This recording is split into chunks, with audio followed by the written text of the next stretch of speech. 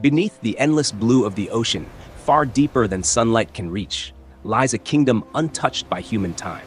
A palace of coral and crystal, where currents obey ancient magic, and every living creature of the sea knows a single ruler. His name is Ryujin, the dragon god of the ocean. To fishermen, he is a protector. To sailors, a force to be feared. And to Japan itself, Ryujin is more than a god. He is the living spirit of the sea. It is said that when the tides rise and fall, when storms are born from calm waters, and when the ocean decides between mercy and destruction, Ryujin is watching.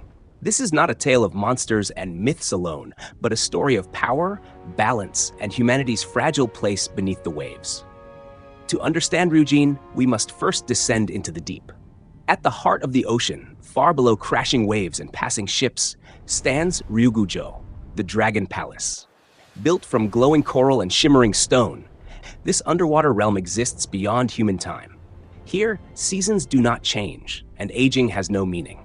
Ryujin rules from this palace not as a tyrant, but as the absolute law of the sea itself. Every current, every tide, every living creature beneath the waves moves in silent obedience to his will. Ryujin's greatest power lies in two sacred jewels, the tide jewels, known as Manju and Kanju. With one, the sea rises, swallowing coastlines and reshaping the land. With the other, the waters retreat, leaving life and fertility behind. To ancient Japan, these jewels explained the rhythm of the world itself, why the ocean gives and why it sometimes takes everything away. The tides were not random. They were deliberate. They were divine. One of the most famous encounters with Ryujin is the legend of Urashima Taro, a humble fisherman who rescued a sea turtle from cruel children. Unbeknownst to him, the turtle was a messenger of Ryujin.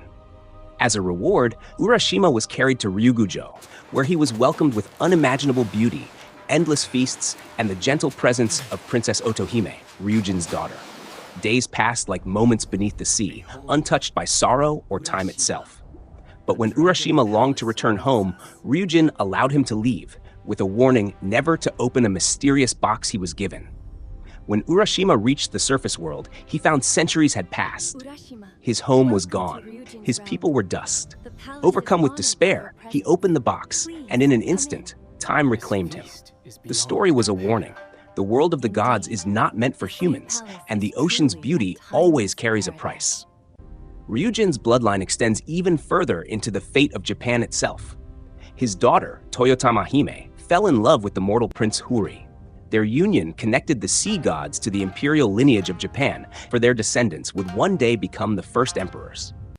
Through Toyotama-hime, Ryujin was no longer only ruler of the ocean.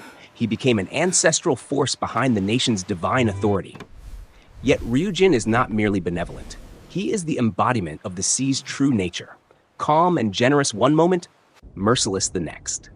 Storms, tsunamis, and shipwrecks were seen as expressions of his displeasure, reminders that humans survive only by respecting the ocean, never by conquering it. Fishermen prayed to him not for dominance, but for permission to enter his domain and return alive. In Ryujin, the Japanese saw the ocean as it truly is, a source of life, a keeper of secrets, and a power far older than humanity itself. Ryujin was never meant to be defeated nor fully understood. He exists as the ocean itself, eternal, patient, and indifferent to human ambition. In Japanese mythology, the sea is not an enemy to conquer, but a power to acknowledge, respect, and fear in equal measure. Ryujin teaches that balance is not created through control, but through humility. Long after ancient legends faded into history, Ryujin's presence remained. In the prayers of fishermen before dawn, in the rituals asking for calm waters and safe return, in the belief that the ocean listens and remembers. Even today, when storms rise without warning and tides reshape the shoreline, echoes of Ryujin's will still seem to move beneath the waves. Through his palace, his jewels, and his bloodline, Ryujin represents a truth deeply rooted in Japanese thought, that humanity stands between land and sea, order and chaos, life and destruction. The ocean gives life, yet demands reverence, and those who forget this balance are inevitably reminded.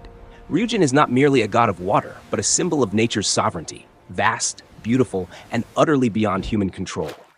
As long as the tides rise and fall, as long as waves crash against the shore, the dragon god of the ocean continues to watch, silent, eternal, and unseen beneath the deep.